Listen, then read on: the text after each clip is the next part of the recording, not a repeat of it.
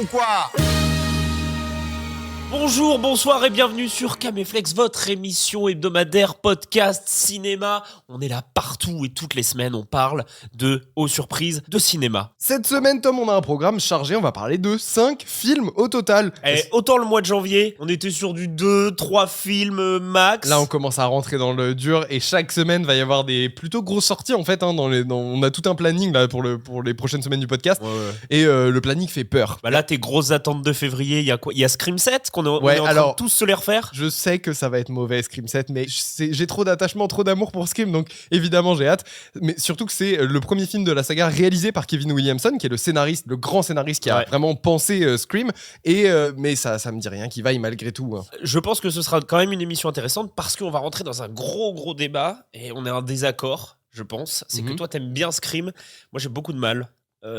Arrête, tu passes un bon moment à les remater. On en reparlera en temps et en heure. Moi j'ai découvert plusieurs Scream, notamment le 2, 3, 4 que j'ai jamais vu. Et je suis pas fan de tout quand même. Mais cette semaine, comme je vous l'ai dit, le programme est chargé puisque on va commencer par vous parler de Marsupilami, de la bande à Fifi. Ça fait un bon mois que t'as vu que je l'ai vu, que j'ai pu y réfléchir, cogiter dessus. T'as process le truc. Ouais, j'ai process le film. On va aussi parler de Rental Family, de Ikari, petit conte, petite fable mignonne. Tu feel good movie avec Brendan Fraser. Tout à fait. The Mastermind de Kelly Reichardt, qui était en fin de compétition à Cannes, je crois. En fait, ils l'ont passé à la toute fin de la compétition au Festival de Cannes de cette année. On parlera aussi de N121 Bus de nuit de Morad Aissaoui, film dans lequel il y a des influenceurs. Plusieurs influenceurs. Ah, plusieurs influenceurs. Okay. Il y en a 2. Garde la surprise. Je garde la surprise. Et enfin, nous parlerons du film qui se fait le plus... Je crois que c'est le film qui se fait le plus défoncer que j'ai jamais vu de ces dernières années là. Mais ça va être un vrai plaisir de le chroniquer. Silent Hill 3 de Christophe Gans. Est-ce qu'on a trouvé ça bien? Est-ce qu'on a trouvé ça nul? Non, comme tout le monde on a trouvé ça nul. Mais sachez qu'on a des sacrées anecdotes. On a des putains d'anecdotes sur notre séance. Restez jusqu'au bout parce que notre séance était plus divertissante que le film. C'est bien vrai, je suis grave d'accord. C'était très marrant comme séance. Mais quel film de merde. On a des choses à dire. Nico, je te propose, ça fait un mois que là, ça gamberge dans ta tête. Il faut sortir un petit peu tout ça. Et je te propose de parler du nouveau Marsupilami de Philippe Lachaud. C'est quoi ça? Le Marsupilami. Règle numéro 2. En prendre le plus grand soin.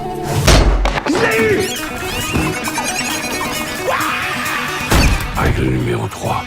Être le plus discret possible.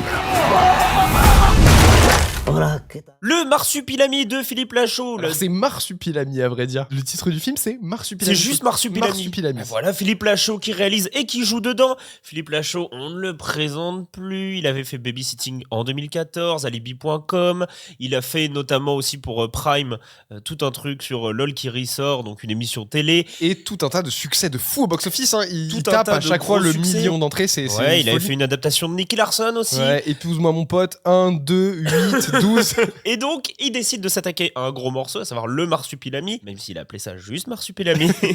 Et c'est le deuxième film live action sur le Marsupilami. Tout à fait. Qu'en 2012, Alain Chabat s'était attaqué au projet et tout le monde avait de très grosses attentes puisque c'était Chabat à la réal et on retrouvait aussi Jamel Debbouze. Jamel Debbouze qu'on retrouve dans le nouveau film. Oui. Il joue le même personnage. En fait, c'est ça. Donc oui, je te laisse finir parce que t'allais dire du coup il y avait des grosses attentes en comparaison avec Mission Cléopâtre pour le Marsupilami. Pour le premier Marsupilami, les gens étaient un peu hype parce que tout le monde a en tête Mission Cléopâtre et encore aujourd'hui c'est une référence pour la comédie française. Donc quand Chabat... C'est peut-être le film de la comédie française la plus culte Ouais, je pense. Tu peux le mettre. Il y a un package avec tu vois, le dîner de cons, des comédies comme ça qui sont ancrées. Mais aujourd'hui, pour la génération actuelle, c'est pas que notre génération, ça traverse un peu les générations, mais c'est OSS, c'est Mission Cléopâtre. Je pense que Mission Cléopâtre plaît plus que OSS. Moi, c'est plus grand dans public. Le même panier. Mais ouais, grave. Non, mais c'est le film que tout le monde a vu 15 fois, quoi. Oui, mais en tout cas, les gens avaient de très grosses attentes sur ce Marsupilami et en fait, ça a pas séduit, quoi. C'était un peu décevant, ouais. C'était pas terrible dans mes souvenirs. J'ai rematé les 20 premières minutes par curiosité avant qu'on enregistre, même juste voir la patte un peu visuelle et tout ça. Et dès le début, je trouve pas ça terrible quand même. Et tu fais face à un film que tu as vu 1 milliard de fois. Alors, je ne parle que des 20 premières minutes et je l'avais vu en salle à sa sortie.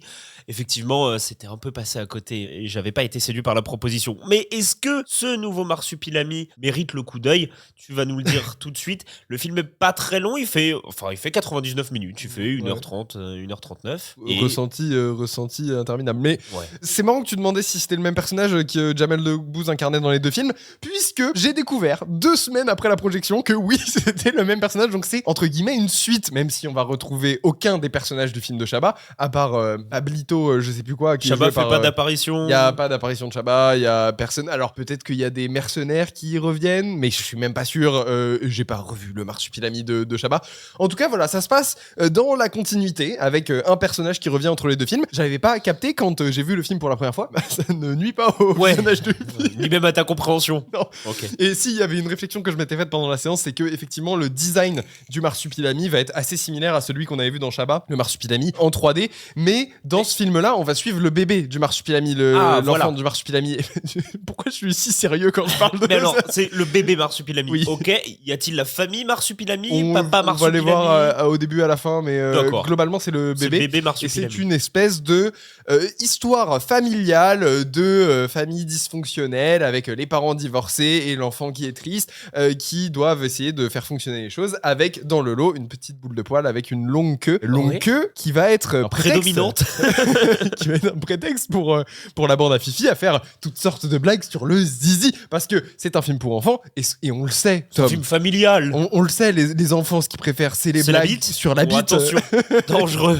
Alors il y a plein de trucs qui vont pas. Tu me disais qu'il y avait un problème de ton en fait tout simplement dans le film. Ouais. Et sur à qui le film s'adressait réellement. Est-ce qu'on est plus sur des blagues adultes, comme tu le disais, avec le zizi, c'est rigolo, on peut faire des blagues dessus, et en même temps, on doit s'adapter à un public enfant, puisque le film se veut familial. Alors, en fait, on va être vraiment sur 80% de blagues qui vont porter sur le pipi, le caca, le vomi. Sympa. Mais c'est des blagues qui sont vraiment à portée adulte, je trouve. Ça parle vraiment beaucoup de sexe, en fait. Et je me dis, les enfants s'en tapent.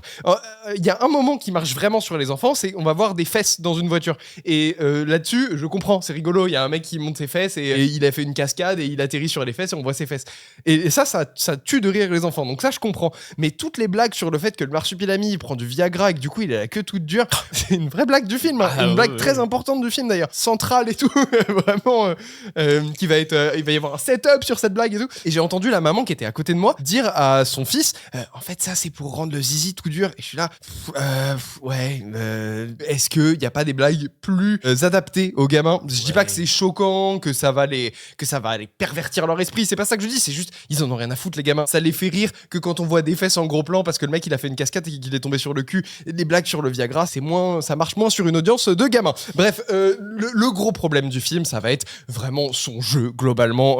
Je trouve que tous les comédiens et en tête de file Philippe Lachaud s'en sortent assez mal. C'est vraiment du niveau de jeu de sketch YouTube. En fait, on va être sur une écriture, un tempo comique visuel et un jeu de comédien qui va vraiment se rapprocher d'une web série de 2012 sur Dailymotion YouTube. Et faire un film qui coûte autant de pognon et qui va faire autant d'entrées, puisqu'on a le track record de Philippe Lachaud, on sait que ça va attirer énormément de gens et peut-être encore plus puisque c'est un film qui s'adresse aux familles.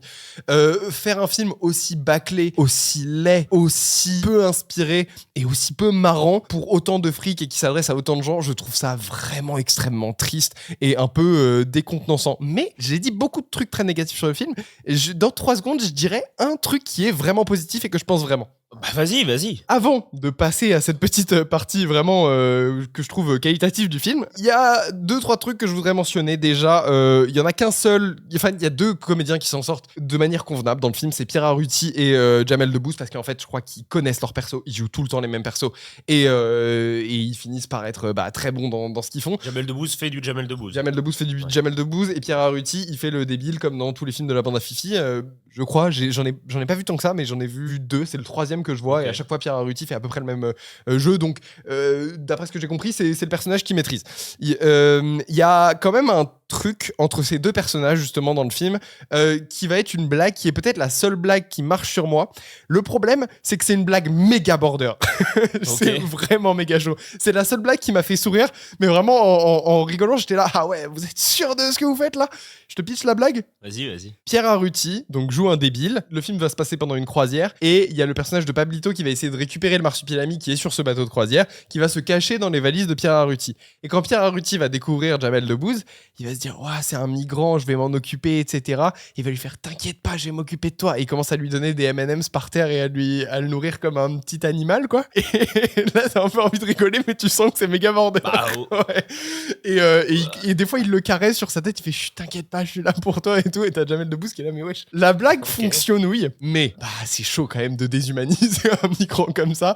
Moi, ça fonctionne sur moi parce que je vois le décalage, le après, côté... lui est traité comme un débile. Ouais, lui, il est traité comme un débile et Jamel Debbouze est là, mais laisse-moi tranquille, c'est lunaire. Le film lui donne pas raison. Non, justement. Ça va. Mais quand même, la dynamique est spéciale. Et en fait, ça va revenir très très très souvent dans le film, jusqu'à un moment où c'est bon, j'ai compris la blague. Mais au début, je trouve que ça marche. Par contre, vraie question, dans un film pour enfants, est-ce que c'est très malin de mettre des stéréotypes qui sont pas forcément facilement déchiffrables pour des gamins, tu vois? Nous, ce qui nous fait rire, c'est déshumaniser un migrant de cette manière-là. C'est quand même border. Tu fais, ouah, putain, c'est chaud. Ça va pas du tout. Et c'est ça qui fait rire. Mais pour l'enfant, c'est juste peut-être qu'il a pas le recul nécessaire pour comprendre vraiment la blague. Je sais pas. Encore une fois, je suis pas là en train de dire ouais, ils vont pervertir la jeunesse et tout. C'est pas ce que je dis en vrai. Non. Après, j'ai pas vu le film, mais j'ai l'impression qu'effectivement, il y a un problème de ton et que le film sait pas où se situer, à qui s'adresser, quoi. Mais donc cette blague m'a fait me questionner, même si c'est l'un des trucs qui marche le mieux du film, que paradoxalement. Donc c'est un peu space, un peu touchy. Il y a énormément de com autour du marsupilami, justement, et donc avec énormément d'interviews de Philippe Lachaud notamment, et où il parle de la casquette de réal, de la casquette de comédien, et que lui, il a aussi commencé à péter et à pouvoir faire ses projets parce qu'il n'était pas pris quand il était comédien, et donc il a écrit ses propres films. Tu m'étonnes qu'il n'était pas pris quand il était comédien. Le mec, il a fait 12 films, il n'est pas capable de jouer bien sur une seule scène du film. C'est une catastrophe, Philippe Lachaud, en rôle principal. Philippe Lachaud, alors, le film, je le trouve très très pas bien globalement, mais s'il y a bien un élément qui est catastrophique, c'est le jeu de Philippe Lachaud, quoi. C'est une cata. Il a absolument pas les épaules pour porter un rôle principal et il le fait depuis une dizaine de films. Je me souviens que l'année dernière on avait parlé du remake de Palm Springs de Tariq Boudali. C'était de Tariq, non, c'était avec Tariq Boudali, pardon. Et en fait, je me dis, qu'est-ce que ça donne ces acteurs-là si on les met avec d'autres réals, mais des réals vraiment qui ont une patte, qui ont une vision et qui ont une proposition intéressante. Est-ce que ils arriveraient quand même avec leur tempo comique à apporter quelque chose et à pouvoir avoir une nouvelle proposition en tant qu'acteur? Moi, je me suis questionné un petit peu là-dessus et je serais curieux de voir ce que ça pourrait rendre. Moi, je comprends pas vraiment. Parce qu'en fait, ils sont entre eux dans leur bande et alors soit ça passe, soit ça casse. Alors, mais en fait, moi, je les trouve déjà mauvais entre eux. Donc avec des réalisateurs extérieurs, je pense qu'ils seraient tout aussi mauvais. Je trouve vraiment que la bande à Fifi n'est pas drôle. J'ai vraiment l'impression de voir une bande de potes sortis dans un bar, tu sais, des trentenaires ou des quadras qui sont pas drôles, qui font que des blagues de beauf, mais même pas des blagues de beauf qui m'énervent parce que c'est trop beauf. C'est juste, oulala, vraiment, vous êtes pas drôles, les gars, quoi. J'ai vraiment l'impression de voir une bande de ces potes-là qui font des blagues de beats hyper évidentes et pas du tout surprenantes, avec aucune punchline, aucun tempo comique. C'est un peu angoissant et embarrassant à regarder. Mais moi, le seul truc qui m'a un peu interpellé en fait dans ces interviews, c'est que il se défend un petit peu des haters en disant qu'il fait de la comédie populaire. Non, mais ça, c'est trop facile. En fait, j'aime pas cette justification-là. Mais oui, non, je l'ai vu l'interview dont tu parles. Ouais, et j'aime pas du tout cette justification-là parce que, tu vois, nous, il y en a qui vont nous trouver peut-être un peu durs parfois. Et c'est ok, c'est même possible parfois qu'on soit un peu dur parce qu'on mate beaucoup de trucs et parce qu'on. Ouais, et en plus, on n'a pas la science infuse, donc ça se trouve. Et on n'a pas la science infuse. Et aussi, il y a le goût qui rentre en compte. Il y a des trucs qui va plus nous parler, moins nous parler. Mais quand on va voir une comédie française ou quand on va voir un thriller, je sais pas, russe ou ce que tu veux, on sait ce qu'on va voir. On n'a pas les mêmes attentes. Quand on est allé voir Silent Hill la semaine dernière, on savait très bien à quoi s'attendre. Alors, on a été surpris, mine de rien, mais on savait à quoi s'attendre. Et donc, on va pas le juger pareil que si on allait mater, je sais pas moi, un Nolan ou un Fincher. Il faut bien comprendre que, par exemple, le fait que j'aime pas la Marsupilami et que je trouve ça naze, c'est pas une posture. Hein. C'est que moi, j'ai des trucs vraiment à dire sur le film que je trouve bien et je vais pas me retenir de dire que je trouve ça bien. Écoute, c'est peut-être même le moment que tu le fasses. Mais donc, en gros, je veux quand même clarifier que je trouve ça nul parce que ça me fait pas rire, parce que je trouve leur humour vraiment pas drôle et embarrassant, et que si j'étais dans une pièce avec eux et qu'ils me faisaient ces blagues-là autour d'une bière, ça me ferait toujours pas du tout rigoler et j'aurais très envie de prendre le premier bus ou le premier métro pour rentrer chez moi, quoi. Peu importe, il y a quand même un truc à souligner dans le film. Il y a beaucoup d'effets spéciaux.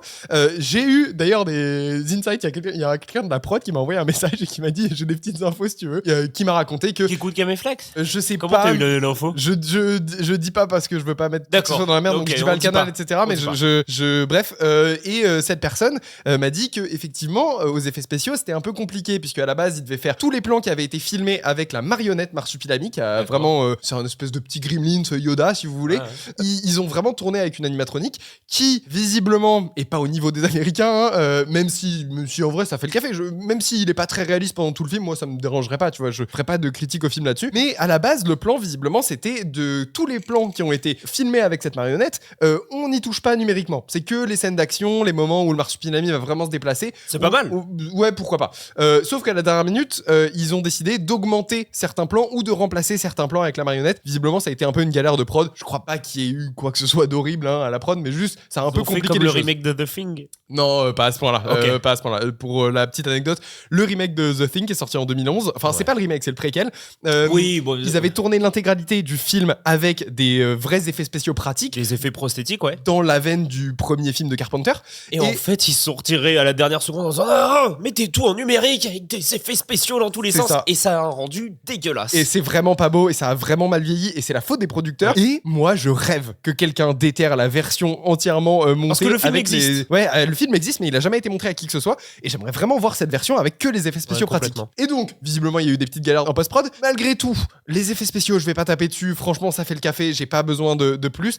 Par contre, vraie qualité. Alors, le film est assez moche dans l'ensemble. C'est vraiment éclairé pleine balle dans tous les sens. Champ contre champ, éclairé pleine balle. Ça a aucune saveur, aucune personnalité, rien du tout. Le film de Chabat en avait beaucoup plus dans mon souvenir, par exemple. Par contre, il y a un vrai travail, et je sais pas qui a fait ces scènes d'action, mais c'est quelqu'un qui sait faire des scènes d'action. Alors, je sais pas si c'est Philippe Lachaud. Si c'est Philippe Lachaud, franchement, chapeau à lui. C'est très lisible et très pensé. Ça se voit que ça a été découpé et que c'est carrément lisible. Mais toutes les scènes d'action du film, il doit y en avoir 2 ou 3 scènes d'action majeures dans le film. Il y en a une qui est vraiment pas terrible avec un piranha et une piscine et un espèce de jetpack. Enfin, c'est pas un jetpack, mais peu importe. Cette scène-là est assez moyenne. C'est découpé de manière très aléatoire et c'est très long. C'est pas très drôle. Et cette scène-là est bof. Par contre, la scène de fin avec le Marsupilami qui fait des kamehameha et la scène d'intro avec une course-poursuite en bagnole, c'est vraiment pas mal découpé. C'est très lisible. Et il y a même un plan à la fin dans cette fameuse scène de kamehameha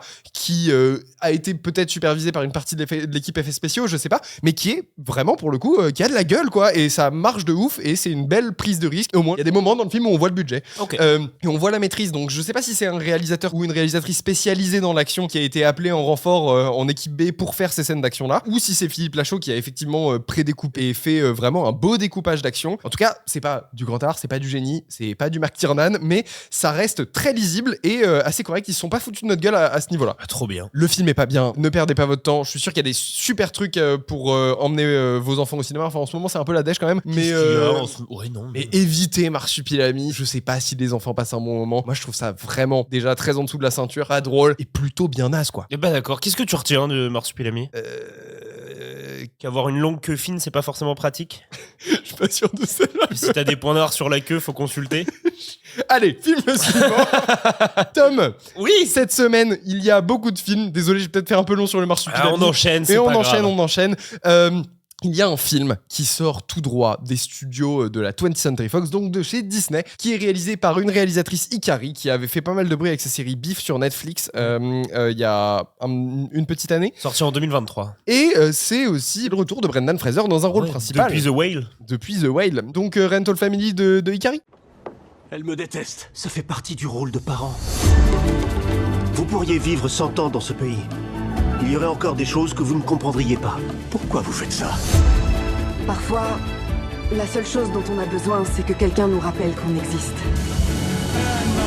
Est-ce qu'on peut avoir un petit pitch? Tu veux que je fasse le petit pitch?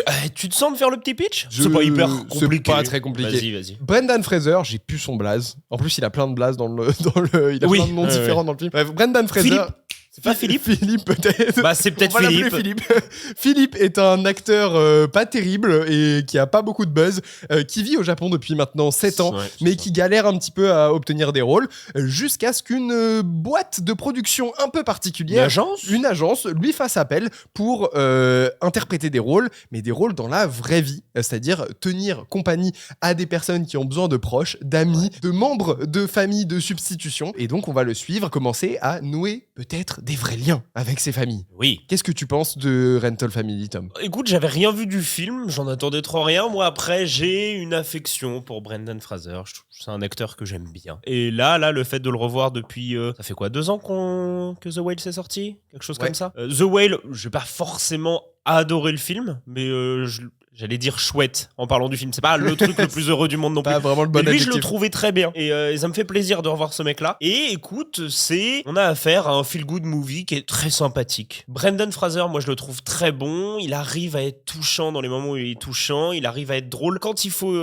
être drôle, il arrive, dans ce qu'il va proposer, à toucher le spectateur. En tout cas, moi, ça m'a convaincu. Il est souvent cringe aussi. Mais même dans parce que le personnage Ouais, mais l'acteur aussi est souvent un peu cringe, je sais pas trop où me mettre, etc. Ah, mais là, ça correspond avec le personnage. Ça correspond complètement avec le personnage. Alors, il y a plein de trucs qui vont être un peu téléphonés, les gens vont pas forcément être surpris de où ça va. Par contre, je trouve qu'il y a un effort sur la fin, que je ne spoilerai pas, mais ils arrivent à rajouter des petits twists ou des petits trucs supplémentaires pour que la fin ne soit pas prévisible à 100%. Après, le film est pas très long, pareil, il est sur du 110 minutes. Ouais. Donc, tu déambules comme ça dans son histoire et dans son épopée. Petit moment tranche de vie, quoi. Petit moment tranche de vie, il y a de la petite rupture de rythme où il va faire plein de rôles ici et là. Ça se tient plutôt bien. J'ai pas du tout passé un mauvais moment devant Rental Family. Bah, je suis désolé, je suis pas du même enthousiasme que toi. Moi, je trouve que j'entends exactement tout ce que tu dis et je suis pas du tout en désaccord avec ce que tu viens de dire.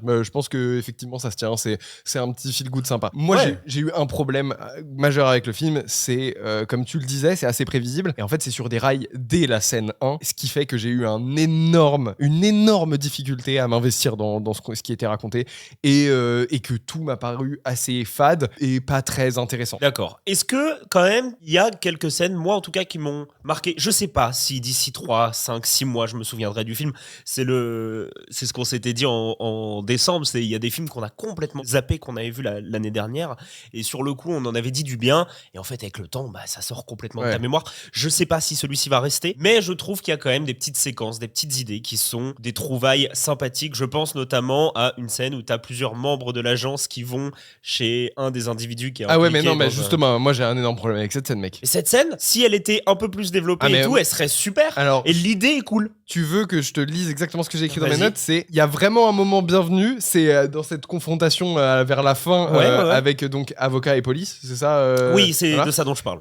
Et là j'écris, mais la scène est coupée, 6 points d'interrogation et 4 points d'exclamation. C'est une folie de couper cette scène-là, c'est le seul moment où je me dis, ah putain, on n'est plus sur des rails, il va se passer un vrai quiproquo, un vrai truc intéressant, on peut mettre de la comédie, de la tension, plein de choses qui vont se mélanger en même temps. Et là, ellipse de fou furieux. Je trouve ça horrible comme moment. C'est un petit moment, il y a un moment, une révélation sur un des personnages, tu vois de quoi je parle? Je la trouve cool, je la trouve sympa, et ça me permet, en une scène de 2 minutes, montre en main, de comprendre pourquoi un certain personnage a cette mentalité-là. Et je trouve que c'est une bonne idée. Non, mais ils en font pas des caisses. Et j'ai plutôt apprécié que même si c'est un feel-good movie, la réalisatrice arrive quand même à mettre des petits points ici et là pour développer ses personnages. On a 3-4 moments dans un scénario extrêmement programmatique qui va en ligne droite. Moi, j'ai vraiment eu l'impression de mater une comédie romantique hyper classique où tu connais tous les temps de scénario. Tous les beats, tous les moments où la meuf et le mec, ils vont se mentir et donc ils vont se tourner le dos, mais finalement, ils veulent revenir ensemble,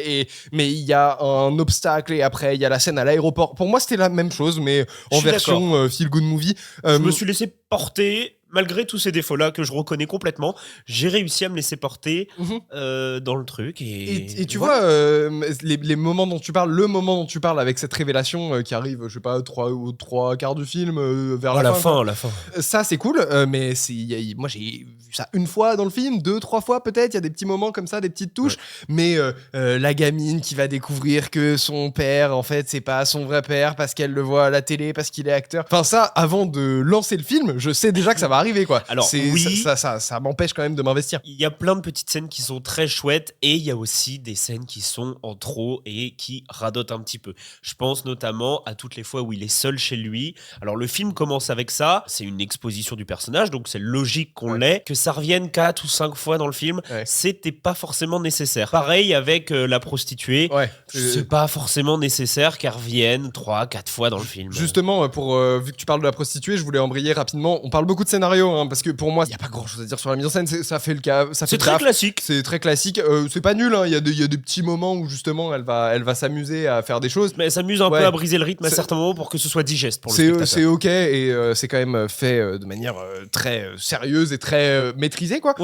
Dans ce que ça essaye de faire, donc un petit feel-good movie classique. Mais pour moi, les gros problèmes sont à l'écriture. C'est là où le film m'ennuie. Et donc tu parlais de la prostituée. Je vois exactement quand je vois le film toutes les cases que le scénario type hollywoodien formaté a dû cocher. Donc vu qu'on va parler de ce personnage qui va se substituer et qui va vendre son corps, et ben on va avoir toutes les déclinaisons du thème à travers tous les autres personnages, etc. En fait, mais c'est pas pour ça que c'est mal fait. Non, mais il faut que ça arrive dans le scénario pour vraiment qu'on traite le thème sous toutes ses coutures. Donc c'est pour ça qu'on a une prostituée dans le film, parce que c'est un autre aspect de ce truc-là. Et il y a plein de personnages, de scènes, de situations et de choses qui sont dites dans le film qui vont faire écho justement à ce thème-là. Mais malgré tout, ça manque de subtilité. En fait, je vois trop les ficelles. Je fais voilà, c'est très scolaire, c'est très hollywoodien. En fait, ça m'emmerde, quoi. Je me suis beaucoup emmerdé devant Rental Family. Je trouve pas ça du tout nul. Je pense que voilà, on peut passer devant un bon moment devant le film, mais ça reste carrément oubliable. Et ça a été quand même, moi, 1h50 assez longue à subir. Brendan Fraser porte le film. Voilà. C'est vrai. Qu'est-ce qu'on retient de Rental Family ? Que vraiment nous teaser des scènes de confrontation qui pourraient être vraiment le meilleur moment du film pour foutre une ellipse, c'est non. Ne faites jamais ça, les films, s'il vous plaît. S'il vous plaît, c'est vraiment de hyper frustrant, quoi. Moi, j'étais trop frustré. Ouais, mais je comprends. Nico, on va passer à un autre film qu'on a vu cette semaine, une curiosité. Je vais appeler ça une curiosité. Petite curiosité. Il s'agit de The Mastermind de Kelly Reichardt. Je crois qu'on dit Reichardt, mais on sait Reichardt. Pas. Kelly Reichardt. Going to the cases. Down to the waiting car. JB? Yeah, the guys are here. They're leaving in a minute. You don't look like cops. See, James, we've been told that you're mixed up in this robbery at the museum. Kelly Reichardt, du coup. Ou Reichardt, pardon. Non, je sais même pas en vrai comment on dit, donc on peut dire les deux. On l'a déjà vu, non, parce qu'on n'a pas vu les films précédents, mais tout à fait. Elle avait fait First Co en 2019 et Showing Up en 2022. Et 110 minutes aussi, le film fait. Ouais. Pareil que on est sur 1h Rental Family. 50. Et je pense que ça va être rigolo par rapport à nos visions du film et à Rental Family. Parce que toi, tu t'es fait chier sur un truc. Moi, ça va plus être sur celui-là. Mais c'est pas grave. Mais je comprends, j'entends. Et donc, avec Josh O'Connor, qu'on commence à voir pas partout, mal. tout le temps. Est-ce le nouveau Pedro Pascal ? Je ne sais pas. Je sais pas, mais il y en a quelques-uns. Il y a le Jacob Elordi, le Paul Mescal, le Pedro Pascal. Ah, d'ailleurs, t'as vu les Beatles ? Ouais, les photos de... on a râlé dessus. En vrai, ça va. Par contre, vraiment, je sais pas comment ils vont faire pour masquer la carrure de Paul Mescal pendant le film. Parce qu'il est vraiment stokos et c'est un gringalet. McCartney, il était pas si gringalet que ça, mec. Il est pas musclé, ils sont pas musclés. Non, il est pas musclé, mais il est pas gringalet. Je sais pas, on verra bien. Donc, Josh O'Connor et Alana Haim, qui avaient joué dans, si je ne m'abuse, Licorice Pizza. Exactement. C'est elle, hein ? Ouais, tout à fait. De quoi ça parle ? Ça va être l'histoire d'un homme... D'un loser, on peut le dire. Un peu un loser, un mec au chômage qui fait rien, pas de thune. Qui subvient pas aux besoins de sa famille, etc. Qui veut monter un plan pour voler des œuvres d'art. Sauf que tout ne va pas se passer comme prévu. Je crois qu'on peut vraiment s'arrêter là. C'est très bien, puisque après, il va y avoir des péripéties qui vont emmener le récit dans d'autres lieux, avec d'autres circonstances. Mais ça démarre comme ça. Est-ce que tu veux commencer? Est-ce que tu veux que je commence? Moi, j'ai une vision un peu du film particulière. Tu reprendras par rapport à ce que je vais dire parce que je pense qu'on est d'accord sur la finalité, non. Ouais.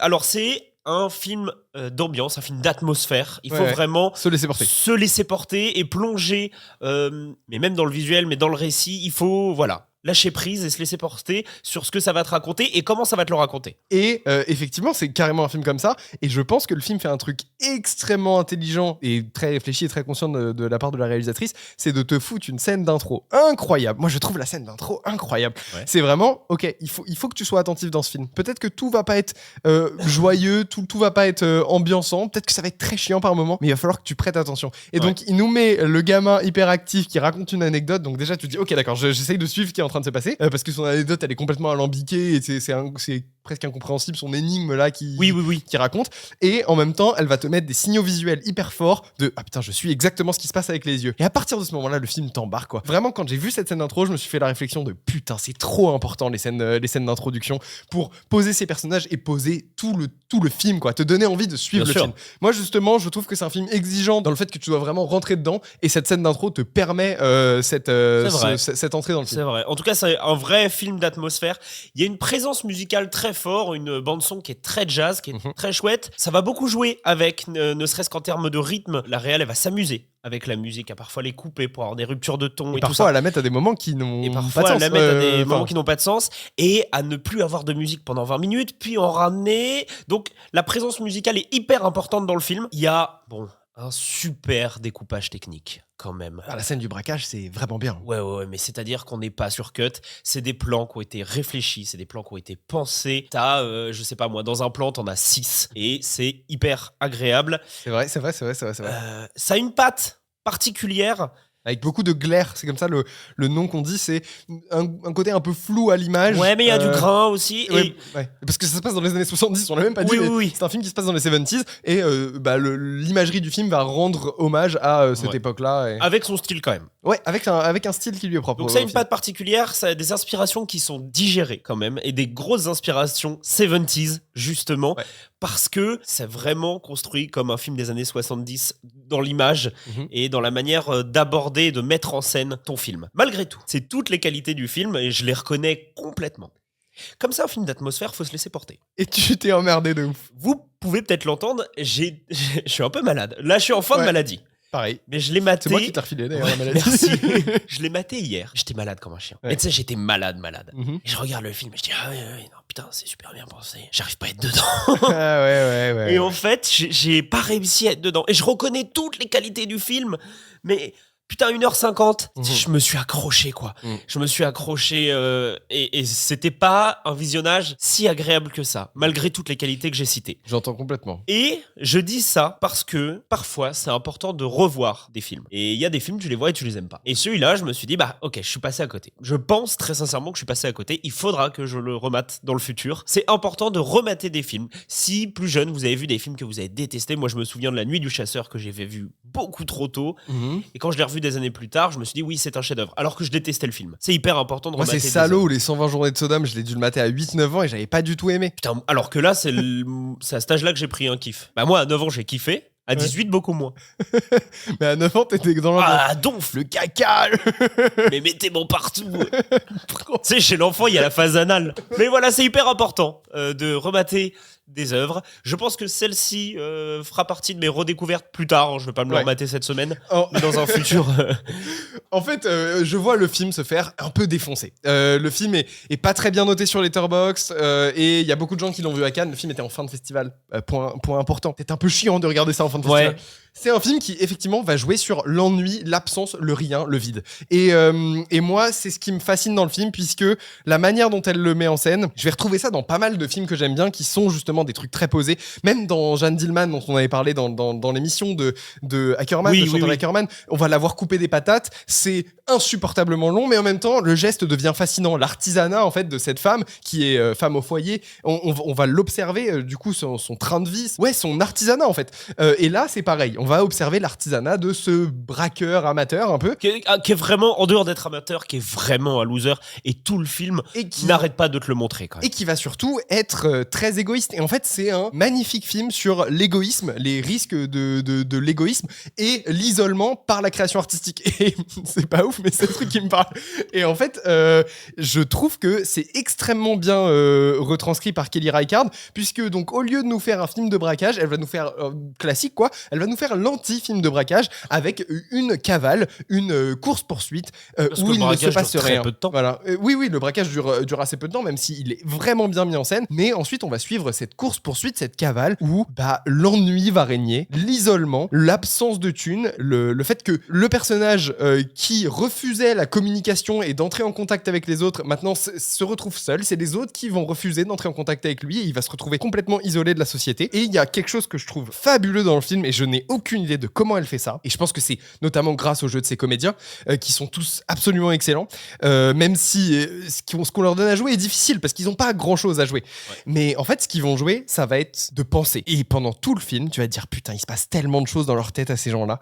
Genre, il se passe tellement de choses à sa femme dans sa tête. Lui, à chaque fois qu'on le voit dans un plan, on voit qu'il est pas là, on voit qu'il cogite. Et tu te demandes ce qui est en train de se passer dans sa tête et ce qui l'isole tant du reste des autres personnages, quoi. Mais c'est pour ça que je te dis que c'est un film où il faut se laisser porter et si t'es pas dedans, je pense qu'il n'y a pas grand-chose à faire pour que tu arrives à te mettre dedans. Il faut vraiment avoir les bonnes dispositions pour te le mater, quoi. Et je pense qu'elle a vraiment réfléchi son truc de bout en bout. Il y a quelque chose d'assez évident qui va revenir dans le film, c'est l'omniprésence de la situation politique du pays à cette époque-là. Même jusqu'à la fin, parce que ça se passe dans les années 70, il y a le mouvement hippie, il y a la guerre au Vietnam, certaines choses qui sont mises en place en arrière-plan, c'est ça. Et qui prendra de plus en plus sa place plus le récit avance. Et on va avoir aussi des posters, des choses qui vont vraiment faire écho à ce qui se passe dans la scène, de la pure mise en scène, quoi, en fait.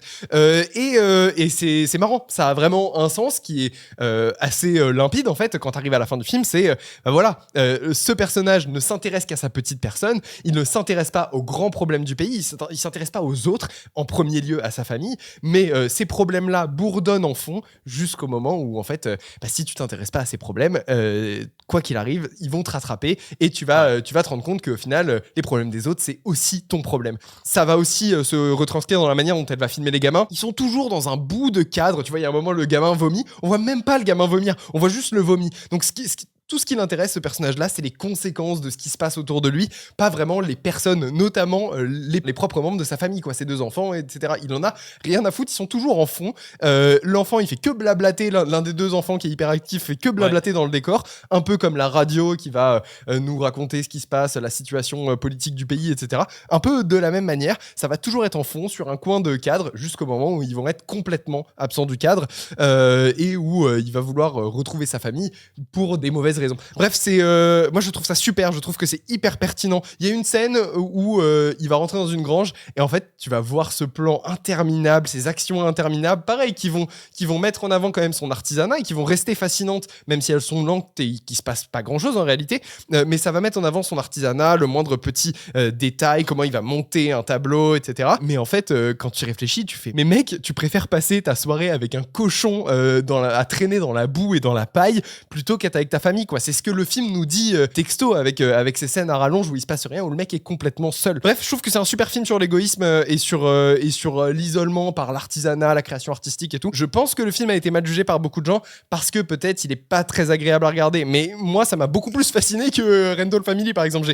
J'ai été beaucoup plus obsédé par les images, même s'il s'y passait pas grand-chose. Il y a plus à récupérer dans ce film que dans Rental Family. Ouais. Enfin, je sais pas. Moi, en tout cas, je préfère ça. Et même si c'est un film qui est chiant par moment, j'ai pas décroché du tout le regard, contrairement à Rental Family où mon téléphone m'appelait très très très fort.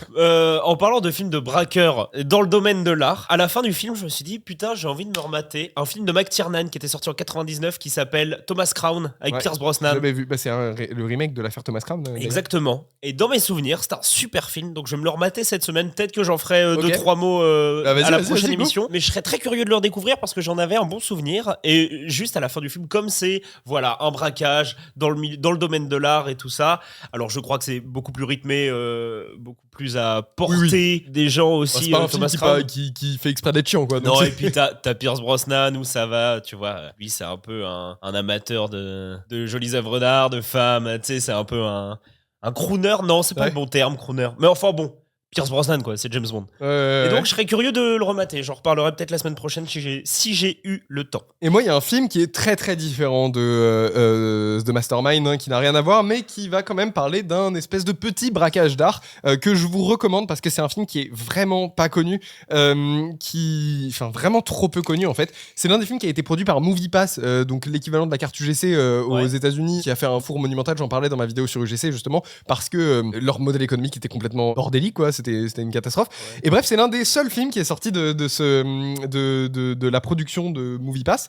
Et c'est un film qui s'appelle American Animals. Alors, en français, je crois qu'il a un autre nom traduit en anglais, tu vois, genre American Heist ou je sais plus comment ça s'appelle.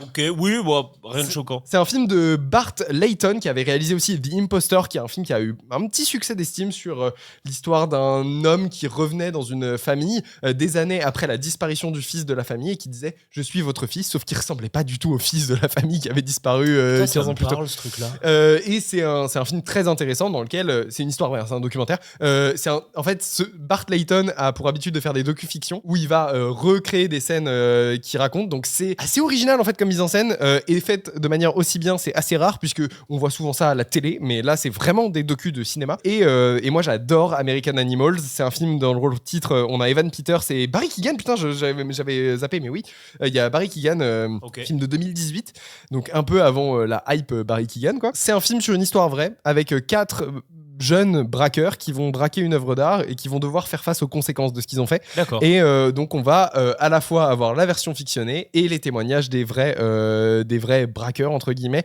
C'est super et en plus c'est sorti après Sugarman, le documentaire Searching for Sugarman. Donc le réal va s'amuser à mettre à balle de Sixto Rodriguez dans la BO. Okay. C'est vraiment top. Je vous recommande vraiment ce film-là qui est beaucoup trop peu connu à mes yeux. Rien à voir avec The Mastermind à part juste le fait qu'il y a des œuvres d'art volées. Nico, t'es allé voir un truc solo cette semaine dont j'avais même pas connaissance que ça existait. Le marketing est pas fou, hein, on va pas se mentir. Il s'agit de N121 ou Bus de nuit 121. N121-Bus de nuit de Morad Aïssaoui.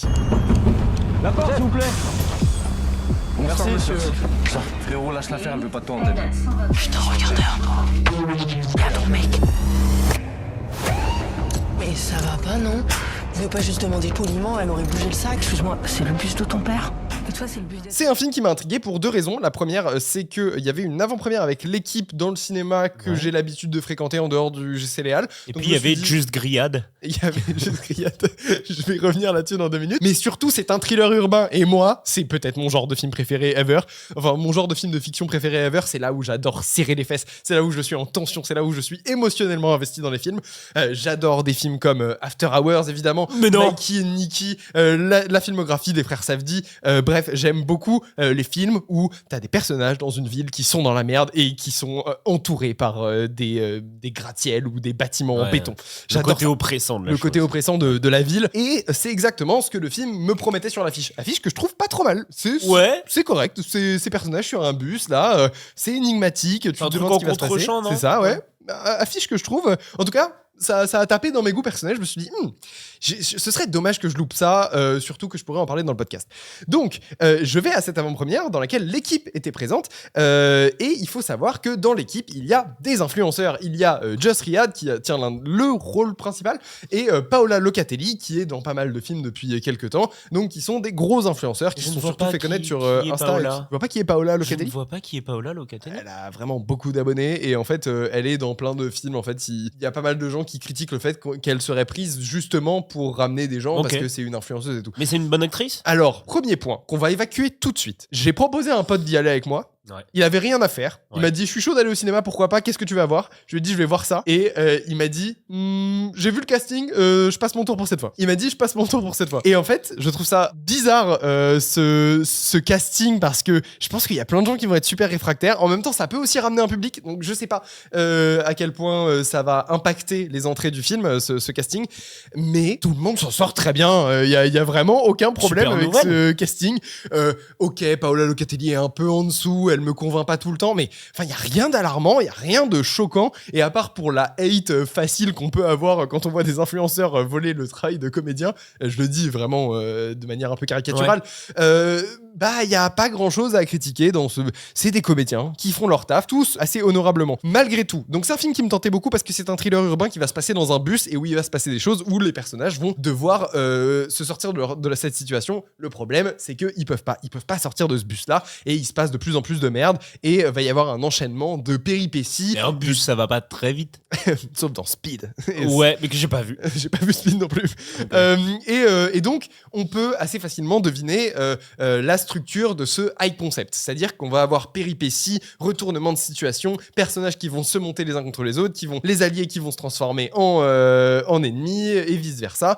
Le problème, c'est que ce genre de high concept, ça repose beaucoup sur sa photographie et son ambiance. Côté thriller urbain et photographie et direction artistique globale du film, très réussi. C'est très joli. C'est beaucoup de plans épaules où on comprend pas grand-chose à ce qui se passe, mais ils tournent dans un bus. Je leur excuse. C'est compliqué. L'espace est réduit. Et en vrai, ça fait complètement le taf. Et pendant la projection, le réal et son scénariste, qui est aussi le mec qui a fait la DA du film, enfin, ils ont vraiment bossé sur le film à deux, ont dit à la salle, surtout ne dites pas aux gens que c'est du volume. Bon, bah, je vous le dis. Donc, c'est tourné avec un bus dans un studio avec un écran LED. Et la raison pour laquelle je vous le dis, c'est pas parce que je veux absolument aller contre eux et faire ce qu'ils m'ont dit de pas faire, c'est que je l'ai vu pendant tout le film. J'ai capté direct. Ah mais oui, d'accord. c'est pas visible, c'est pas gênant. Et en vrai, c'est juste que je me dis, comment je ferais ça pour économiser un peu des coûts et des frais. Ah oui, bah en fait, tu prends un bus, tu tournes sur un volume, c'est beaucoup plus simple. Comme ça, t'as pas à tourner en pleine nuit tout le temps et tout. Bref, direction artistique, c'est plutôt ok, ça fonctionne bien. On est vraiment dans le thriller urbain. Le problème, qui est l'éléphant pour moi au milieu de la pièce, c'est quand tu fais un high concept qui va se reposer vraiment sur ton scénario, il faut que ton scénario il soit méga solide parce que notamment tes enjeux, pour moi c'est là le plus important, c'est de comprendre pourquoi ces personnages ne doivent pas mourir, pourquoi ces personnages ne doivent pas sortir du bus, pourquoi ils doivent réussir dans leur mission, tu vois, dans leur tâche. Et en fait dès le début ça c'est brouillon. Je ne comprends pas pourquoi certains personnages agissent de telle ou telle manière. Il y a des pistes qui pourraient être appuyées mais qui fonctionnent pas, notamment le personnage de Joss Riad qui joue un mec qui va devenir footballeur et donc qui a une grande carrière devant lui. Donc oui, il faut pas qu'il se pète la jambe ou des trucs comme ça. Faut pas qu'il se fasse arrêter par la police parce que sinon ça baiserait sa carrière. Et surtout que c'est important parce que d'une manière un peu cliché, c'est celui qui va sortir de la cité, tu vois, et qui va mettre à l'abri la daronne et les potes. Et donc je comprends, mais c'est pas assez appuyé. Et en fait, quand je vois ce personnage-là faire des actions, prendre des actions qui sont dangereuses, qui vont encore plus le mettre dans la merde, ou alors qui vont continuer cette espèce de descente aux enfers, j'ai pas en tête le côté oui, c'est vrai qu'il peut pas se foirer à cause de ça. Je comprends juste pas leurs actions au personnage et c'est le cas un peu pour tous les persos. Un film français qui avait plutôt bien réussi, donc qui avait un scénar qui se tenait bien et qui était un concept, c'était Vermine qu'on avait découvert ensemble, qui est pour le coup bien construit. Exactement, tu te poses jamais de questions sur pourquoi les personnages agissent de telle ou telle manière. Il y a un danger de mort qui est assez clair, il y a des relations entre les personnages qui sont pareil claires et le film s'amuse aussi à faire des ennemis, des alliés, etc. Là, malheureusement, bus de nuit, ça raconte une situation qui est très invraisemblable et pour me faire croire à cette situation très invraisemblable, c'est possible. Fallait que tu sois engagé émotionnellement. Il fallait que je sois engagé émotionnellement et que je comprenne exactement les enjeux. Et malheureusement, le film me perd à ce moment-là et je pense perd une partie du public parce qu'on a vraiment du mal à y croire. Ouais, okay. C'est un film que j'aurais adoré aimer. Je trouve que le trio de comédiens, leur alchimie fonctionne super bien. Ceux qui s'en sortent le mieux, c'est Bakary Djombera et Gaspard Gévinghier. Eux deux, ils sont parfaits dans leur rôle. Ils sont vraiment... Et malgré le fait que je comprends pas leurs personnages parce que leurs enjeux ont un peu aucun sens, quand ils mettent de l'émotion, quand ils y vont à fond, je crois en tout cas en leur jeu. Je crois en ce qu'ils proposent en tant que performance d'acteur. Les influenceurs dans le film, ils sont pas dérangeants, ils font très bien le café. C'est malheureusement un petit échec pour moi qui m'a perdu parce que le scénario est trop important pour ce genre de concept. On va parler beaucoup de scénario dans cette émission, mais parce que Silent Hill, ça va être aussi... Tu veux que je passe pour un con ? Dis-moi. Mais c'est un truc où je passe vraiment pour un con, même sur Caméflex. Ça va faire mal ce que je vais dire. Il y a pas si longtemps. Alors, on remonte peut-être à il y a 1 an. High Concept. Moi, je pensais que c'était High, l'œil et Concept. Et je sais plus pourquoi, à un moment, je le dis. Ça va, tu passes pas. Je me suis dit, mais oui, mais non, mais pas du tout, en fait. C'est un haut concept. C'est un haut concept. Mais moi, je pensais que c'était un truc qui marquait l'œil, tu vois. Donc, c'était ça avait du sens dans ma tête. Et il y a des high concepts, genre Red Eye, avec, qui s'appelle justement Eye de Wes Craven, qui se passe dans un avion. Non, mais voilà. C'est des petits moments de réalisation dans la vie où tu fais Moi, je trouve que tu ne passes pas du tout pour un con. C'est ok. Ça me paraît très ok. En vrai, je suis vraiment déçu pour le film. Je sens que ça a été fait avec les meilleures intentions du monde et tout, mais c'est vraiment dommage que les fondations du scénario soient trop fragiles. Qu'est-ce que je retiens de N121 ? Bah que déjà, il existe des bus de nuit. Parce qu'il faut les capter quand même. Hein. Non, que c'est une putain de bonne idée de faire un film qui se passe dans un bus de nuit, parce que effectivement, c'est toujours le putain de bordel dans un bus de nuit. C'est toujours terrifiant un bus de nuit. C'est terrifiant. Les noctiliens parisiens, c'est chaud. Les vrais fous du bus sont là. Ils sont là. Ah, et je trouve effectivement que c'est un super sujet, un super décor de cinéma qui est assez bien exploité dans son architecture, de ce que ça peut proposer, justement dans ce côté fou du bus, dans l'aspect, il n'y a pas toutes les classes sociales qui vont se retrouver, parce qu'il y a plutôt les classes sociales précaires qui vont se retrouver, mais il y a ça va être le propos du film qui est intéressant, mais oui, mais il va y avoir en fait beaucoup de la même classe sociale, mais qui va s'opposer en fait dans le bus. On va voir un peu l'opposition de la société dans un bus de nuit. Fais gaffe, là tu repars sur 10 minutes. Oui, c'est vrai, mais il n'y a pas les riches quoi dans le bus de nuit, et ça le film le comprend assez bien. Il n'y a pas le mec riche dans le bus qui est complètement déconnecté. Il y a différents aspects d'une classe sociale qui prend le bus de nuit. Tu vois. Et son message sur la société, en fait, le film, il est pas débile, c'est plutôt pas mal. C'est dommage juste que j'y crois pas, parce que du coup, tout le message qu'il veut transmettre à la fin, bah, ça me paraît très artificiel, et bref, j'arrête. Très bien. Il est temps de terminer sur un dernier film, Tom. Quel film ? Et quel putain de film ? Quel film ? Non, c'est chaud sa mère. Ouais. On va le dégommer. On va le dégommer très fort, et avec des petites anecdotes de vie. Et des petites anecdotes de vie, et beaucoup de tristesse en vrai, parce que ça fait chier, c'est embarrassant, c'est triste. Vous vous en doutez, on va parler de Silent Hill 3, retour à Silent Hill, de son vrai nom, de Christophe Gans. Il faut que tu la retrouves avant qu'il soit trop tard. Fais sous le camp.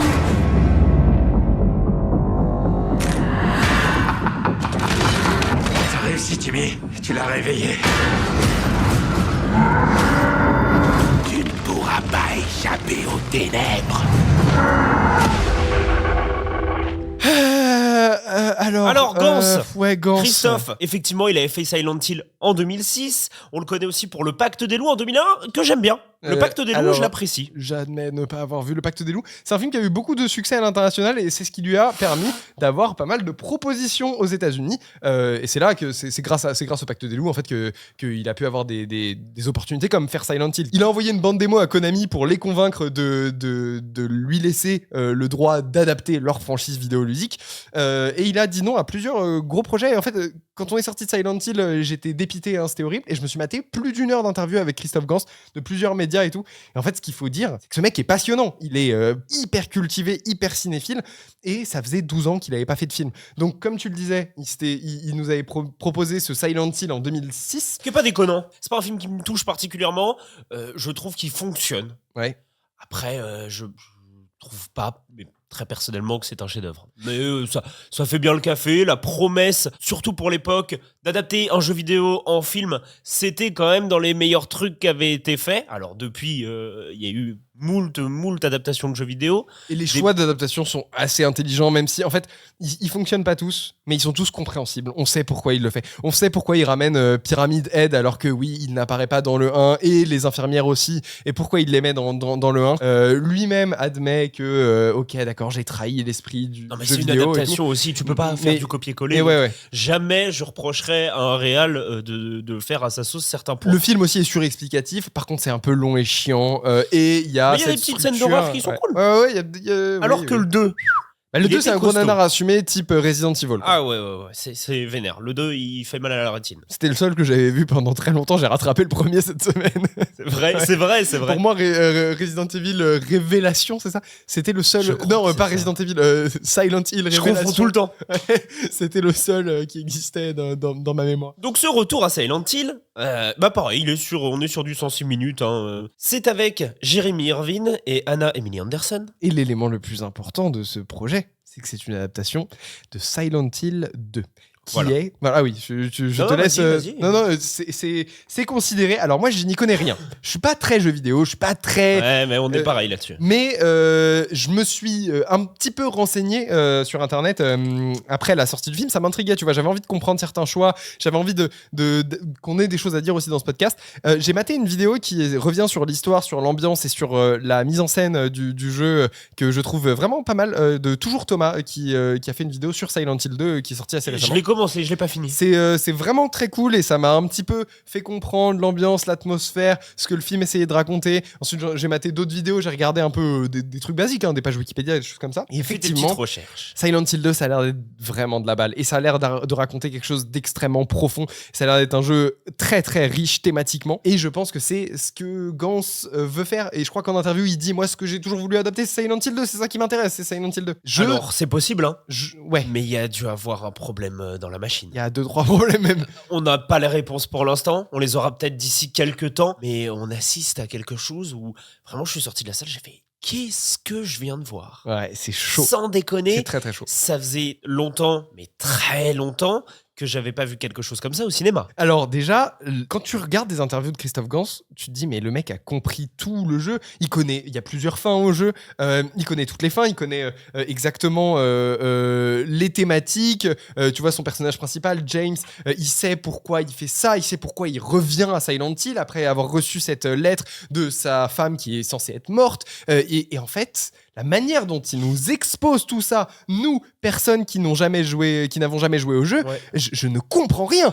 Ah, mais t'avais compris rien du film. T'avais compris au début qu'il reçoit une lettre et du coup, c'est pour ça qu'il retourne à Silent Hill ? Oui, ça, j'avais compris. Ah, bah pour moi, ça, c'était nébuleux. En fait, j'avais pas compris si sa femme, elle était déjà morte, je comprends pas pourquoi il commence par la rencontre et la relation avec sa femme qui est nulle, où il y a aucune alchimie, il se passe rien, on voit juste 2 personnes dans un pré et ensuite elle est morte et il faut retourner à ça. Je comprends rien. En fait, il y a, on va mettre un pied dans la mare tout de suite. Pavé dans la mare ? Ouais. Pied dans la mare, je ne sais pas. Tu peux mettre ce que tu veux dans la mare là, à ce stade. Il y a des très très très gros problèmes de montage et de narration qui rend le film incompréhensible et illisible au possible. On a une enquête qui est tellement mal construite, alors que c'est quand même le cœur du film quand même, et aucune utilisation du potentiel avec la mise en scène. C'est catastrophique en tout point. Ah si, il l'utilise mais de manière vraiment par exemple, il y a un énormément des skins de créatures, de monstres, de méchants, qui sont cool effectivement et qui sont directement inspirés du jeu. Je pense que, n'ayant pas joué, mais qu'il y a énormément de personnages cultes qui vont parler aux joueurs. Ouais, en fait, tous les personnages qu'on voit dans le film, c'est les trucs qu'on voit dans le jeu. En fait, il a vraiment repris très fidèlement le jeu. Et la mise en scène, le montage, fait que l'utilisation est nulle. Mais nulle du cul. C'est naze au dernier degré. Il y a par exemple, tu en parlais il y a 2 minutes, les personnages des nurses, donc ces infirmières qui ont un mouvement très mécanique, qui vont bouger de manière saccadée en se rapprochant. Comme des mannequins un peu. Comme des mannequins, mais en se rapprochant toujours un peu plus du personnage principal pour lui latter la gueule tout simplement. Idée qui est bonne, idée qui est assez effrayante si tu la mets bien en scène. Et là, il nous fait un plan à la Old Boy. Il veut faire un plan à la Old Boy, mais qui n'est pas du tout assumé. C'est surcut, tu comprends pas où t'es, comment ça se passe. Et en fait, le danger dans le film n'est jamais là. Pour un Silent Hill, je n'ai jamais, mais alors jamais eu peur. Ouais. Et même la manière dont on va te montrer les dangers, on va toujours te les montrer trop tôt pour que tu aies une source d'angoisse avec ça. Et ça va toujours être amené de manière presque un peu nébuleuse parce que ça pop de nulle part et pas dans le bon timing. On est face à une œuvre qui est très bizarre même à chroniquer parce que tu sais pas par quel bout le prendre et il y a tellement de défauts que tu ne sais pas lequel prédomine. Ouais. C'est très bizarre en fait. Et donc et surtout tu comprends pas pourquoi ça a cette gueule là parce que visiblement il a tout compris au jeu, il sait faire du cinéma Christophe Gans quand même. Et puis il y a les décors, il y a quelques trucs qui sont sympas. Alors les effets spéciaux sont laids. Moi je trouve vraiment que les effets spéciaux numériques sont laids. Après pourtant il y a beaucoup de pratiques dans le film. Ouais, alors il y a beaucoup de pratiques. Le pratique est OK hein. Le pratique il y a des trucs qui sont très jolis. C'est montré très frontalement et du coup ça me fait pas très peur. Et puis c'est tellement que t'as pas le temps d'apprécier justement tout ce qu'a fait l'équipe justement des effets spéciaux pratiques et tout ça. T'as pas le temps d'apprécier tous ces trucs-là parce que c'est tellement découpé, monté à l'arrache. J'ai l'impression que Gans avait son film. Il y a dû avoir un problème ou dans la production ou à la post-production. Je pense que c'est un problème d'adaptation en fait profondément. C'est que c'est un jeu qui a l'air d'être tellement un chef-d'œuvre et j'ai vraiment très envie d'y jouer. Ça a l'air de brasser des thématiques et de mettre une ambiance tellement fortes et tellement qui doivent rester dans la tête de tous les joueurs qui y ont joué. Dites-le nous en commentaire d'ailleurs si vous êtes fan de Silent Hill et si je serais curieux d'avoir votre avis. Si le 2, je crois que tous les joueurs détestent le film, mais si le 2 vous a vraiment marqué en tant que joueur, par exemple dans la vidéo de Toujours Thomas et tout, les thématiques que ça a l'air de brasser, ça a l'air d'être heavy et ça a l'air de vraiment parler à l'humain quoi, au côté humain. Alors, et je pense que c'est vraiment ce qu'il a voulu adapter, parler de deuil, parler de culpabilité, parler de dépression, etc. Dans son film. C'est juste que la transposition au format film, elle est peut-être très compliquée et je pense que ces choix d'adaptation sont des vraiment mauvais choix. Transition toute faite parce que effectivement c'est un des autres problèmes du film, c'est comment adapter un jeu vidéo. Alors, il y en a plus d'un qui se sont cassés la gueule dessus hein, et parfois c'est bien de regarder ce qui s'est fait avant pour éviter de faire les mêmes erreurs. Déjà les erreurs que tu avais fait dans ton premier film. Ouais, ou même il existe plein d'autres films en disant alors on va faire une vue FPS sur ça et ça. Je crois que c'était Doom qui avait fait ce truc-là déjà. D'autres, mais ça marche pas. Ou alors vous avez pas encore trouvé la bonne recette les gars, mais ça marche pas. La caméra embarquée, vue FPS dégueulasse où tu t'arrives pas à te repérer, ou alors tu l'utilises vraiment c'est pour avoir une perte de repères. Non, House of the Dead. Je crois pas qu'il y a dans House of the Dead. Oui, c'est ça. Il y a des extraits du jeu. Mais folle cette scène.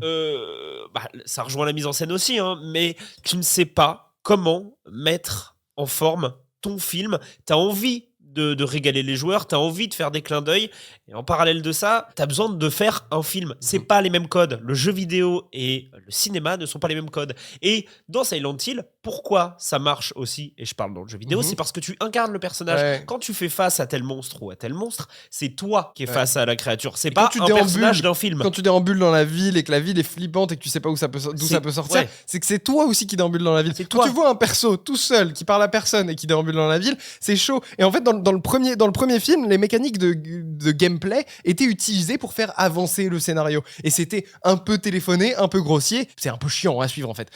Et là, c'est pire. Là, c'est bien pire. C'est pire. Parce qu'il y a même pas d'autres personnages. Parce que dans le premier film, du coup, le personnage de la mère, elle va rencontrer le personnage de la flic. Elles vont commencer à discuter. C'est mieux construit dans le premier, c'est gentil. Oui, mais il y a quand même ce problème de mécanique de gameplay, on va de niveau en niveau. Et là, c'est pire que tout. C'est genre, on va rencontrer des PNJ Justement, qui sont des PNJ qui sont écrits comme des PNJ. Et encore une fois, jeux vidéo et cinéma, c'est pas le même médium, les gars. Donc en fait, quand t'écris un PNJ, mais que tu l'écris comme un PNJ, en disant, chaud. Viens là, nous devons aller par là. Au revoir. Ça ne marche pas. Bonne chance dans la suite de ta quête. C'est ça. Et ça te sort complètement du film. Et c'est difficile à mater. Hein. Ces moments-là, c'est compliqué. Et là, c'est bien pire que dans le premier parce que le scénario ne repose que là-dessus. Sur vraiment calquer ce qui se passe dans le jeu. Mais en fait, ce qui se passe dans le jeu, t'es en train de le jouer. Là, t'es juste en train d'observer un mec qui déambule dans une ville. Alors, c'est incroyable, les villes fantômes. Et effectivement, il y a un vrai attrait visuel aux villes fantômes. Et encore plus dans ce truc de cette ville où il pleut des cendres, etc. Qui a une atmosphère si particulière dans les jeux. Et, avec l'alarme nucléaire. Qui était utilisé dans le premier justement pour passer d'un niveau à l'autre. Là, c'est très mal amené.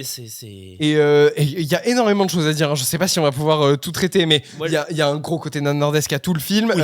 Et il y a surtout, moi, que je parle des thématiques depuis tout à l'heure, il y a un truc, c'est que j'ai l'impression que Gans a compris les thématiques du jeu, qu'il les trouve super intéressantes et super riches. Pourquoi, dans ce cas, il les simplifie avec une histoire de secte très méchante? Il y a pas ça dans le... Il n'arrive pas à le retranscrire. Et en fait, pour moi. je crois que c'est pour... Il y a pas ça dans le jeu déjà, le truc de la secte très méchante, machin. L'histoire est vraiment différente sur la femme, sur sa femme à James. En gros, la fin du jeu, spoiler, c'est en fait il a tué sa femme, ce que je ne comprends pas du tout dans le film. Je vois qu'il y a un moment où il se jette à l'eau à la fin dans une bagnole. Mais trop bizarre, c'est trop bizarre. J'ai l'impression qu'il a mélangé plusieurs fins du jeu possibles, ce qui fait qu'il n'y a pas vraiment de climax défini à la fin de Silent Hill, Retour à Silent Hill. Là, on comprend pas quand est-ce que le film est censé s'arrêter, et même quand il s'arrête, finalement, il y a un plan qui continue sur la colline et ça recommence. C'est très très très bordélique à la fin. Et en fait, c'est hyper puissant, je crois, à la fin de Silent Hill 2. Et là, je comprends juste rien. Je comprends juste rien à ce qui est raconté. Il y a cette histoire de secte qui vient m'embrouiller et qui me perturbe complètement et qui est super débile, gratos, et qui relie les wagons avec le premier film où il y avait pareil cette histoire de secte et de communauté, etc. C'était pas du tout nécessaire de le mettre dans ce deuxième film. Bref, je trouve ça raté de bout en bout. C'est affreux. Complètement. En parlant justement de l'écriture, parce que c'est une enquête qu'on va faire, il y a énormément de flashbacks. Mais alors, une chier de flashbacks insupportable. Et quand on parlait de « c'est un film d'horreur », c'est construit comme un film d'horreur. En fait, toute la partie flashback n'est pas de l'horreur. Et alors, il y a un côté secte qui va se mettre en place, mais par l'imagerie que ça installe et tout ça, dans le flashback, on n'est pas sur de l'horreur. Donc c'est une rupture de rythme. On pourrait se dire, c'est une rupture de rythme et une rupture de ton. On pourrait se dire que c'est une bonne idée, sauf qu'en fait, toute la partie horreur, on t'en détache à chaque fois, et plutôt que de plonger avec le personnage dans une espèce de descente de l'enfer, on revient à une image colorée. Très colorée, et ça te sort de l'aspect angoissant du film. Ouais. Je trouve que c'est très mal amené. Un autre point... Et surtout que normalement, les flashbacks dans le jeu, si j'ai bien compris, c'est pour qu'on voit un peu comment Silent Hill était avant, et qu'on voit un peu le côté hyper calme et paisible. C'est pour construire l'enquête aussi, parce que sinon, en tant que spectateur, on serait trop perdu. Non, mais dans le jeu, on voit des flashbacks rapidement, on voit des images de eux qui avaient passé un bon moment à Silent Hill et tout. Là, c'est pour nous raconter une espèce d'enquête en carton pourri où on voit juste des bouts de décor où il y a plus de figurants que dans la version Silent Hill désolé et désertique. Mais en fait, ça enlève un peu le côté très subconscient de la ville dans le jeu. Dans le jeu, Silent Hill 2, pas vraiment dans le 1 d'ailleurs. C'est pour ça que le 2 et le 1 dans les jeux sont très différents et en fait, ils ont pas trop... C'est un peu un reboot, si tu veux, le 2, c'est une autre approche du sujet. Comme Evil Dead. Ouais, c'est ça, en vrai, okay. Ouais. Et c'est que là, Silent Hill, c'est un peu une projection du subconscient de James, où en fait, c'est lui, ça se passe dans sa tête, quoi. En fait, Silent Hill, c'est l'endroit de cauchemar qu'il a créé lui-même, et partout où il pose le pied, c'est là où il va créer ses propres angoisses, ses propres démons qui vont se matérialiser sous ses yeux. Dans le premier, c'est vraiment une ville fantôme qui a une histoire, et on t'explique pourquoi cette ville s'est transformée de cette manière-là. Le problème, c'est qu'il en a conscient de ça, Christophe Gans, et dans le 2, dans son adaptation en film, il va quand même essayer de te justifier, t'expliquer pourquoi la ville s'est transformée comme ça, avec cette histoire de secte merdique. Enfin bref, c'est chaud, c'est très très chaud. Dernier point avant qu'on finisse. Le jeu des comédiens, putain. C'est catastrophique. Et on va te mettre donc on va réutiliser comment ne pas spoiler. On va réutiliser un acteur ou une actrice dans plusieurs rôles. Voilà. Ce qui a du sens dans le jeu. Ce qui a du sens dans le jeu et dans la thématique. Je vois où est-ce que ça veut aller, même au sein du film. Ouais.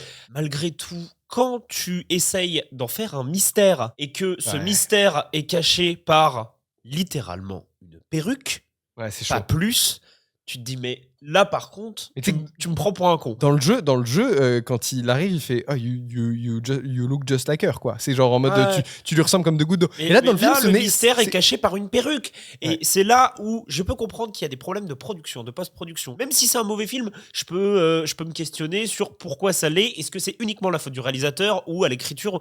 Mais là, juste écrire une ligne de dialogue du mec qui est choqué parce qu'il ressemble à sa femme. Oui, ou juste... Pourquoi il n'est pas écrit de cette scène-là? Et en fait, on te met des mystères qui sont planqués par une perruque. Ça me pose un très sérieux problème.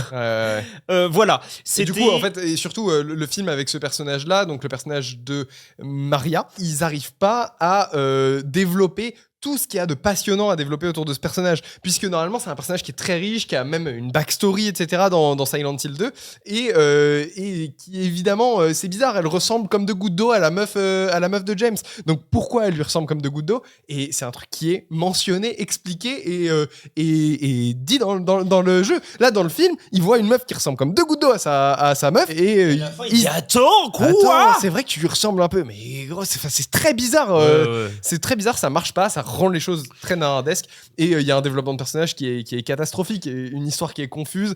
C'est plus que confus. C'est plus que confus, ça n'a presque aucun sens. Bref, vous l'avez compris, on a fait face à un très mauvais film, et comme rarement c'est arrivé dans cette émission. D'autant plus qu'on a été dans une séance qui était particulière parce que le film a démarré. Déjà, il y avait un problème à l'image. Quand, donc, du coup, il y avait les boîtes de production, les boîtes de diffusion qui s'affichent. Il y a eu un bug visuel et ça ne s'affichait pas. Et moi, je me suis dit, oh non, putain, la séance va planter. Le film démarre.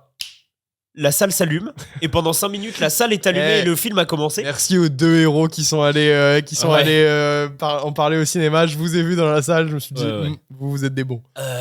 La salle se rééteint. 30 secondes après, il y a une dame derrière nous qui s'étouffe. qui en fait, tousse pendant ce qui est marrant, c'est que 3 minutes. Les gens se sont retournés, se sont questionnés sur si elle allait bien, tellement elle toussait et tout ça. Toutes les 3 minutes, en fait, il se passait une dinguerie. Enfin, pas une dinguerie, mais il se passait un truc. On a une dame qui a pété, qui a roté. Il y a quelqu'un qui a roté. Mais dans un silence... genre... ouais. Dans un silence terrible. C'était très drôle. Et il y avait des bruits de chaises derrière nous insupportables. On suppute que peut-être... Peut-être ça niquait, en fait. Ouais, on suppute que peut-être il y en a qui se sont fait plaisir. Écoute, voilà. Donc c'était une séance, un visionnage très particulier. Ouais, on les a enchaînés. Qu'est-ce qu'on retient qu'il faut vraiment travailler les fausses barbes au cinéma, c'est pas possible ça. Non, c'est chaud, c'est hilarant. En fait, il y a 2-3 moments qui rentrent vraiment dans la catégorie nanar où c'est genre, mais qu'est-ce qui se passe là? Ça n'a aucun sens, c'est complètement con. On a eu des bons rires. Ouais. C'est déjà la fin de cette émission. Si vous avez aimé celle-ci comme les précédentes, si vous êtes nouveau, bienvenue. On espère que vous avez passé un bon moment. Vous pouvez nous retrouver sur tous les réseaux sociaux, TikTok, Instagram, YouTube.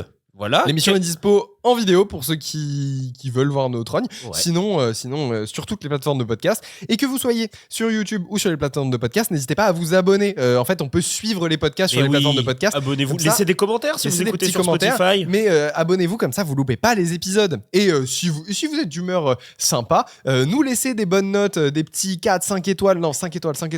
Ouais. Sur les plateformes de podcast, sur Apple Podcast et sur Spotify. Et ça nous aide vraiment. Ça permet de mieux référencer le podcast. Et ça nous fait trop plaisir de voir vos petits commentaires, etc.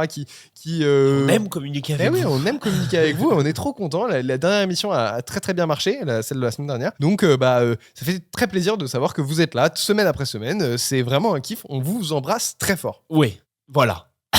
Et à la semaine pro, du coup. Ouais, des bisous à la semaine pro. Vous êtes complètement tapés ou quoi?